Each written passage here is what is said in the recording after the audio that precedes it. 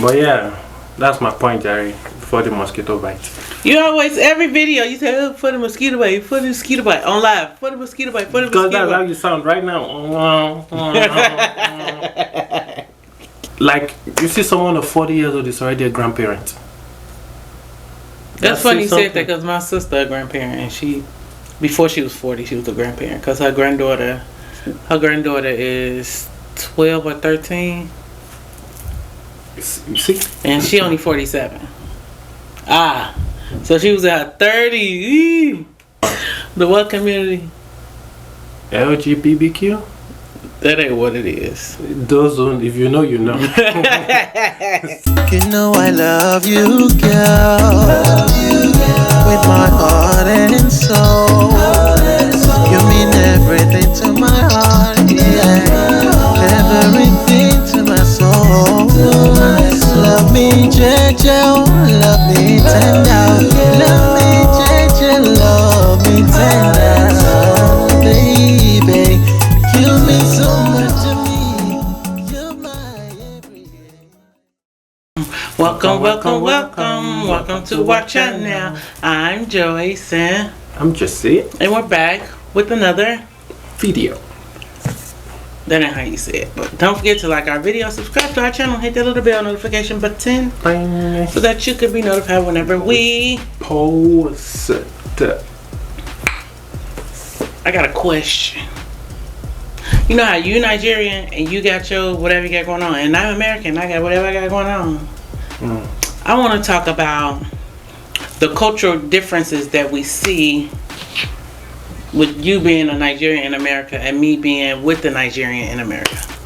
Does that kind of make sense? Yeah. Because there's some stuff here that, even though I've been living here all my life, but meeting you brought like a whole different side, of like life that I don't have no clue. Because remember, you're my first African that I've ever dated, so. And you're my first American. First and last. Next one might be Canadian. Bust you your shit. So my first one is being sprayed with money. Spray me with money. Big money. I was at a party the first time it happened, and the person started throwing money, on me. I just walked off. I didn't know what was going on. Why? It felt like a stripper? Yeah, I'm like, what? I ain't finna take my clothes off. I walked out. It's like I know you guys don't do it here though. At your party is always, well, I won't say it's, but it's different though. Let me put it that way. There they like to spend money. If you're dancing or whatever music is going on, someone would definitely come out, have them singles. And the crazy part is the singles though. Like they spray on the strippers too. Yeah. So I'm like, nah, this person got the wrong idea of me. Some throw it in the air,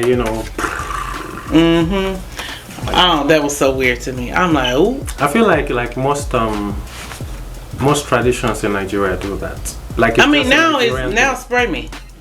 But at first I'm like, I was new to you then. Yeah. So, I've never experienced, you never told me about it. So I'm like, I don't know what's going on. And funny thing is even Nigerians themselves, sometimes at a party, maybe the celebrant or celebrant's friend or mother or whatever, sometimes they get pissed off or angry if maybe someone doesn't spray them.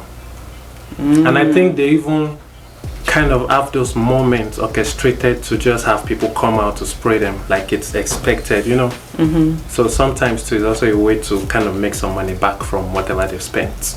But at the end of the day, it's kind of good gesture from people to just spray them. That's cool. Because sometimes at the event you'll be like, the MC might be like, okay, it's time for the couple to dance, or it's time for the celebrant to dance, and you all are friends or families, well wishers, it's time for you to come out and show them love, spray them. Like sometimes they have moments for that, Well, that's cool. But that's what it is. So my number one, I want to say one big difference I saw here when I got here is respect. What do you mean respect? People respect. Let me explain. Okay. So respect in the sense that, so where I came from, you see, kids or people that are actually younger than you in general, they call you maybe Uncle Joe, Uncle John, Uncle David, whatever. You don't have to really be their biological uncle, maybe related to them by blood, but just the fact that you're older than them. You could even be a teacher in school. They'll call you Uncle this, Auntie this. Oh, so they don't say Mr. Williams or Mrs. Williams.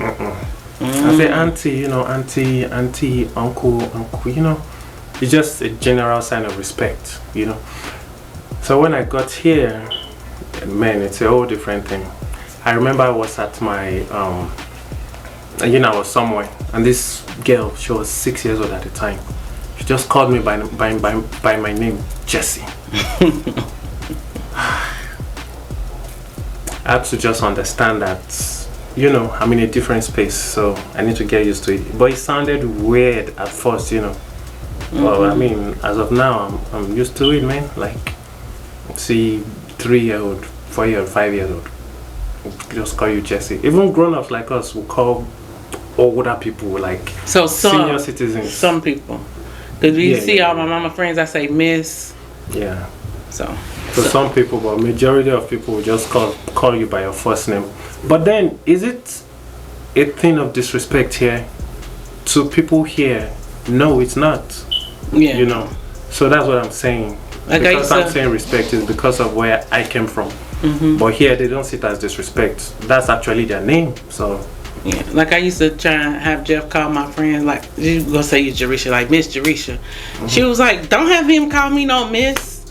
I'm like, see. Yeah, so it's just their thing, yeah. So I have to accept it and live with it. Know this and know peace. Crazy part you said that, because that's my number 2. It's being called auntie when they not my family. That was something that was a big cultural shock for me, because remember we was in church. I think this was my first or second time in church, and I think you knew the man, and he was like, "Oh, hello, auntie." I said, "Jesse, I don't know this man. It's not my uncle." It was so funny. Oh, that was so funny. Yeah, like you said, like I said, it's just like a general way of showing respect. Yeah, but he was older than me. Yeah, I guess. I don't know, but I was like, or some would say, "Oh, our sister." Or they say, "Our wife." That's my wife. Our wife. That one too. Yeah. All your friends be like, "Our wife, our wife." I didn't marry y'all. When you're married to a Nigerian, you're married to his family and friends. So now I see. Yeah. Only person who I love say our wife is Mr. G. He be like, "How's our wife?" So my second point is so in where I came from. We understand where you come from. You don't gotta keep saying where you come from. Where you come from. We understand. I came from Zion. But anyways, from my place, we used to foot in the bills. Like when we invite people out, we take care of the bills. Like it's kind of your responsibility because you're the one inviting them.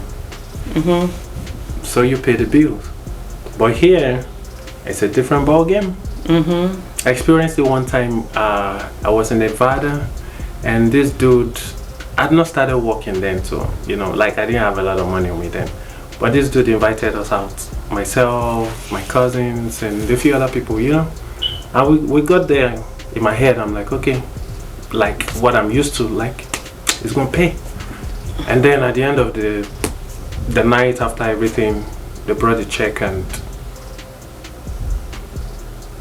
they asked me, okay, this is your own portion. I'm like, I brought out my wallet, like magic is gonna happen, But I got out of that situation though, but I learned the hard way that day. I'm like, never again. I've had instances here where, I get invited to birthday parties, at fancy restaurants by Nigerians, by the way.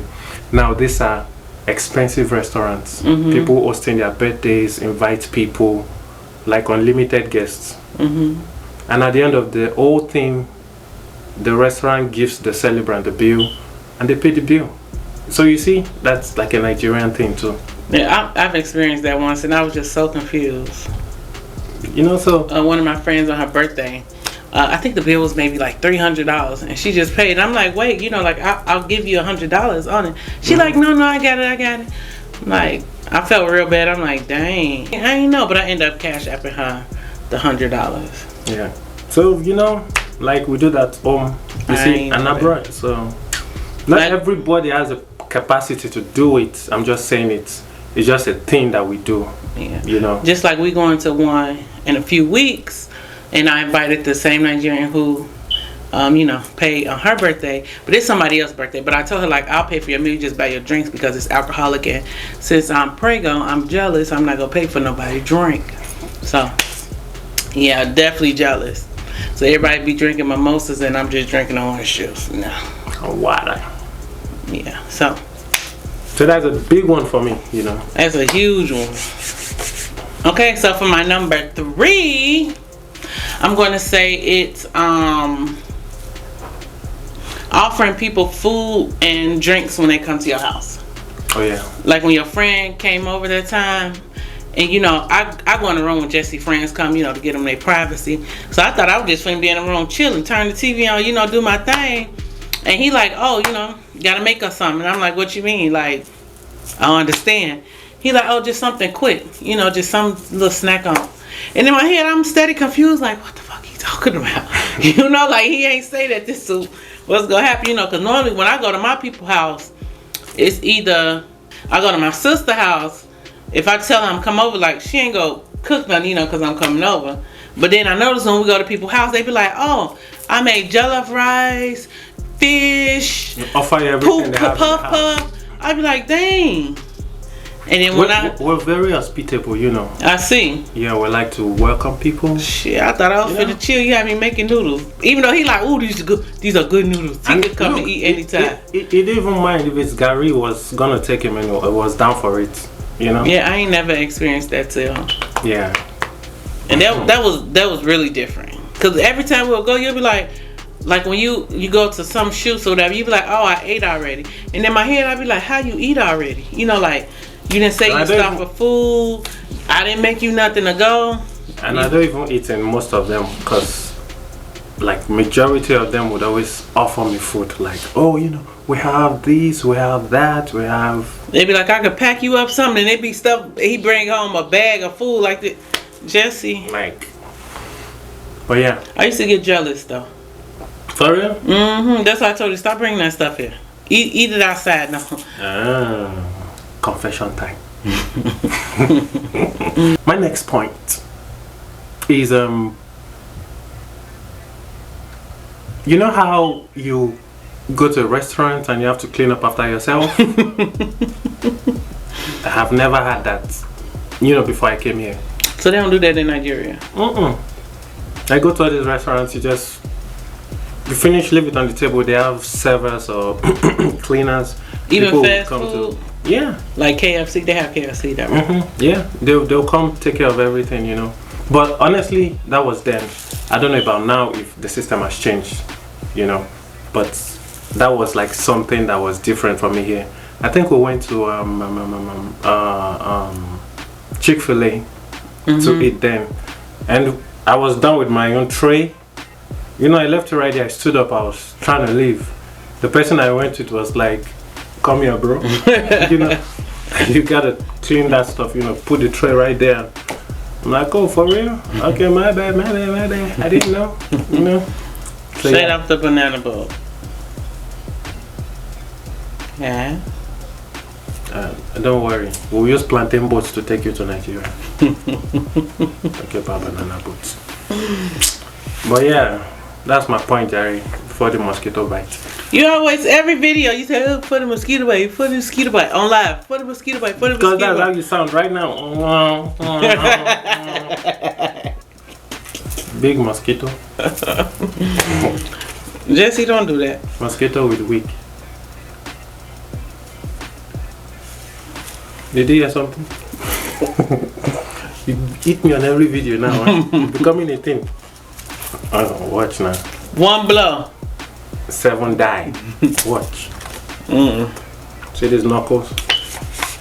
So another cultural shock, but cultural difference that I experience is bringing gifts to people's houses when you come. Oh yeah. Like the first time you came to my mama's house, you know, you brought the gift. I'm like, okay, because it's your first time meeting her. You know, okay, whatever, cool. But then every time you want to do it, hold on, my brother, don't do that.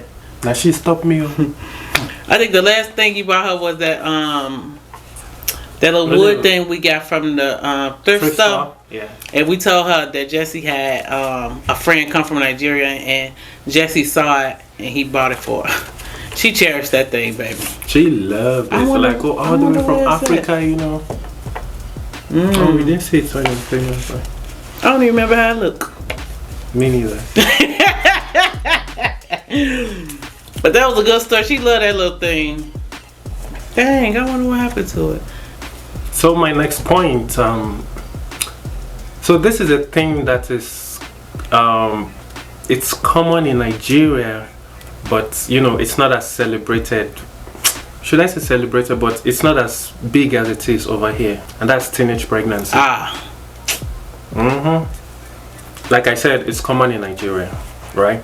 But you know, the culture, the moral values, and all that stuff is of high standard, you know, over there. So you find a lot of teenagers who get pregnant, they're not so bold or quick to say something about it, or some even go as far as terminating it. They do it here too. Like, it's on both sides, but the percentage is lower on that side. Is really high here, you know, almost like an expectation.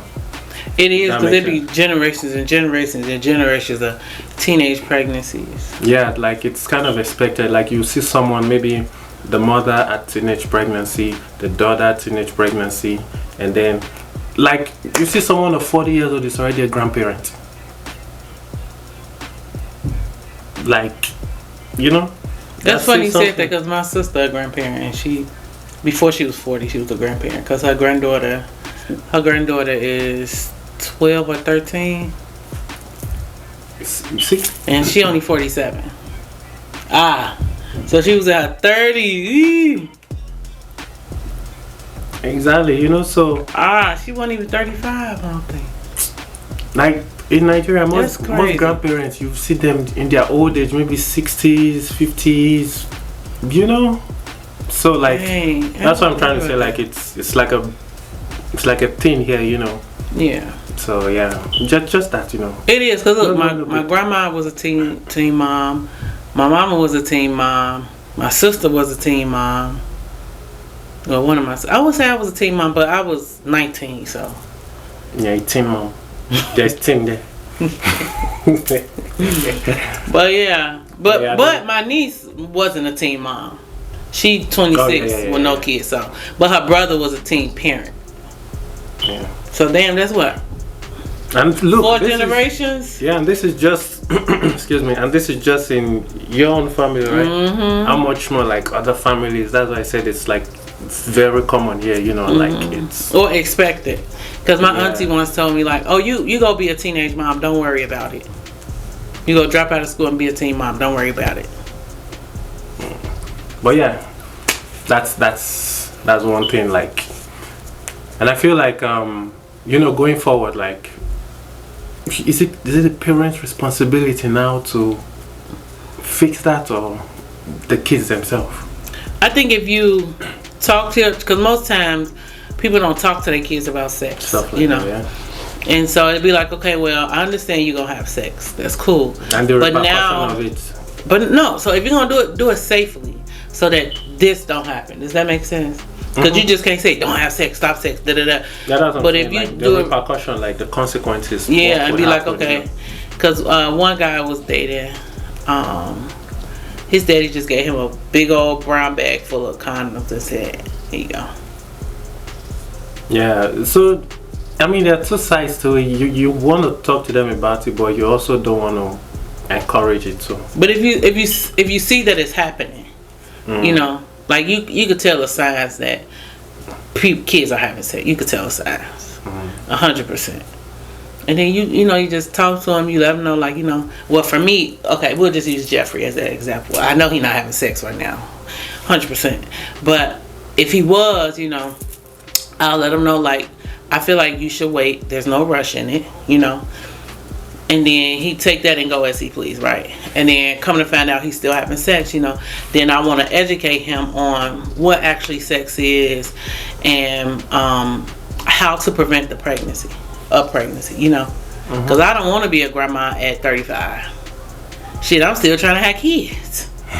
You talk about being a grandma, baby. One of us ain't gonna work, right? Yeah. Like that'll be weird.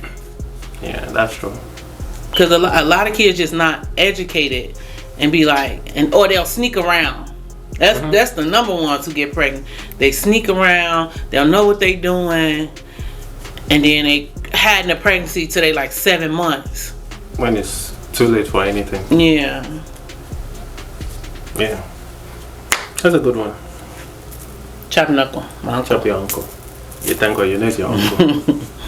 And then my last point is, like you said, this do happen in I'm black, so I'm gonna say black churches, but I've never experienced it, right? So when we grew up, we went to a mixed church, right? So whites and blacks, whatever.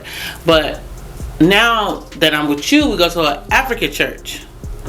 All the African grandmas want to hold your dang baby.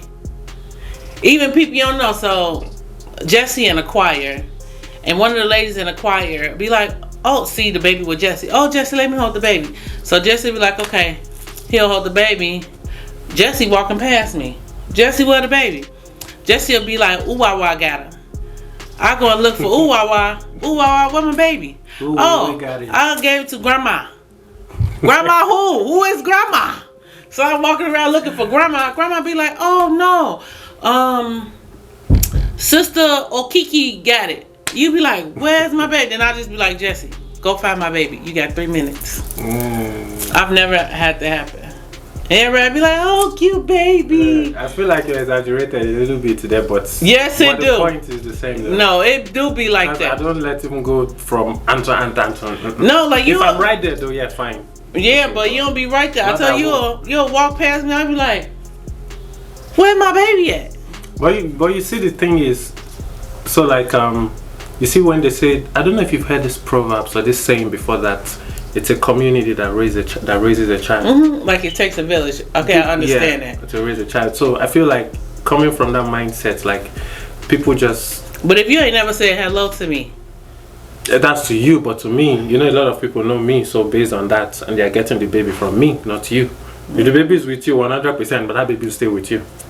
You already know. You want to know the weirdest thing though? When we went up to Thanksgiving service, right? And the pastor wife wanted to hold the baby. I thought that was so strange, but then she kept. Well, we talked after, and she was like, "Oh, God told me to hold the baby, like pray over the baby and stuff." I'm like, "That's crazy." She was like, "I didn't want nobody else like your baby." I thought that was crazy. No, but and I was gonna say that before you mentioned this, that sometimes too, there are people who are looking forward to that kind of a blessing, and they're just trying to use that as a point of contact to have the same miracle, Sometimes it might not be for them. Maybe they are standing in the gap for their own child. Like I ain't never thought about that. Yeah, like some old people. You see how mom would be like, oh, she has her pictures in church. She would anoint them. She'll pray over them, stuff like that. Your mom doing voodoo? Because I ain't never heard that. Yeah, people do. You see how in church they'll be like, oh, bring something that represents your business card or whatever.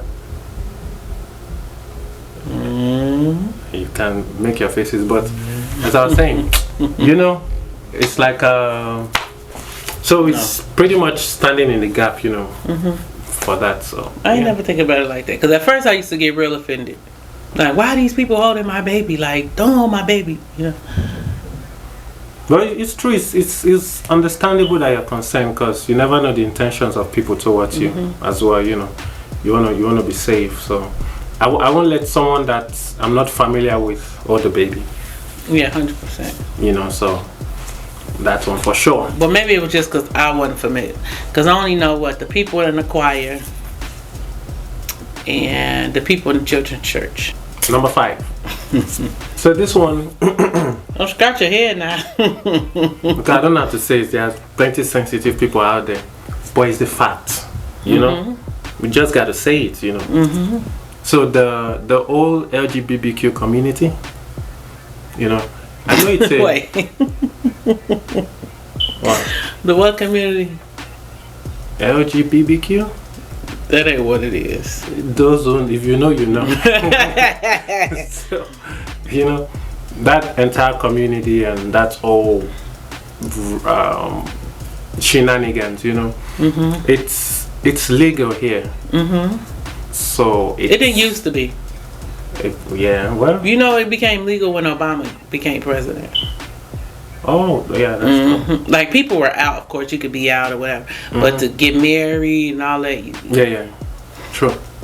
Back in the day, in like the 80s, I think the 70s and 60s, if you was gay, they'll say you had a psych problem. Like, you was psychologically, something was wrong with you psychologically.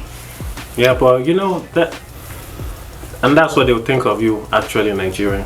But they got gay people in Nigeria. But Like, the thing is, Bobrisky? Bobrisky, number one. Always gonna be number one on my list. And Bobby Brown, what's his name? James Brown. James Brown. Yeah. But they say they are cross-dressers though. So Is that to hide that they really gay? Because Bobrisky been with men. They've established that already. yeah, but you know, but at the end of the day, if you look at it, So here's my thing. If you say I'm a man, right? We go to Nigeria and we openly kissing, what'll happen? in the public there, you see people could attack you. Oh, just random people. Yep. Oh, okay. That's how bad it is. Like, people could attack you, like, you know, like, take that stuff in your privacy. Like, it's not acceptable there at all. So those who are actually gay, they don't come out to say it. Yeah, I would say they're cross-dressers. We would say they are cross-dressers. Even being a cross-dressers, some of them now hide under shooting skirts. Yeah, because it's one you said was a cross-dresser. He's supposed to be straight. Oh, he said he was a real known one. I can't. Is it they really? I think so. I can't Yeah, remember usually his name. dress crazy like that. Yeah, like someone like that, you can tell that although he wears makeup and all that stuff, you know, but it doesn't go as feminine as the others. If that makes sense.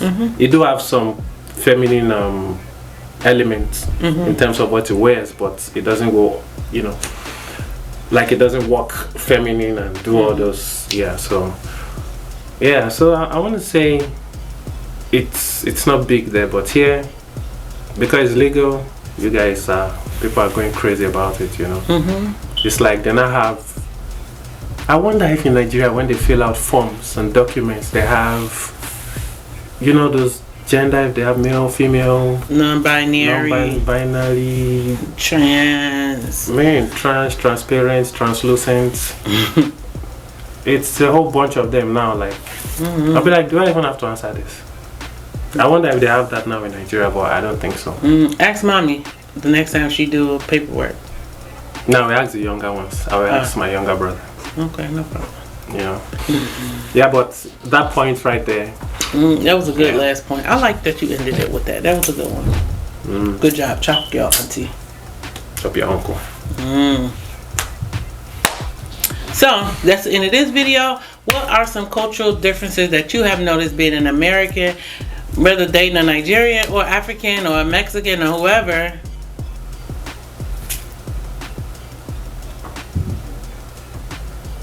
Okay. Don't forget to like our video, subscribe to our channel. No, that ain't what I was going to say.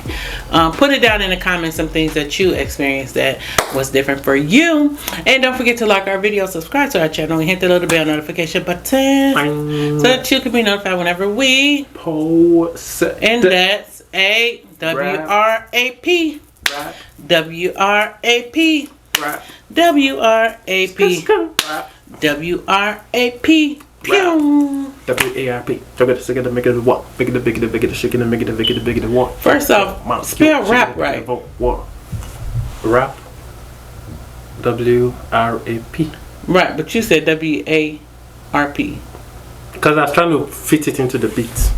W-R-A-P. I was trying to rap with, you know, W-R-A-P. W-R-P.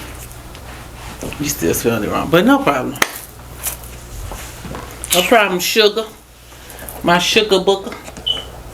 You like booger sugar? Booger? No, what? Why would you do that? And why was so much air coming out?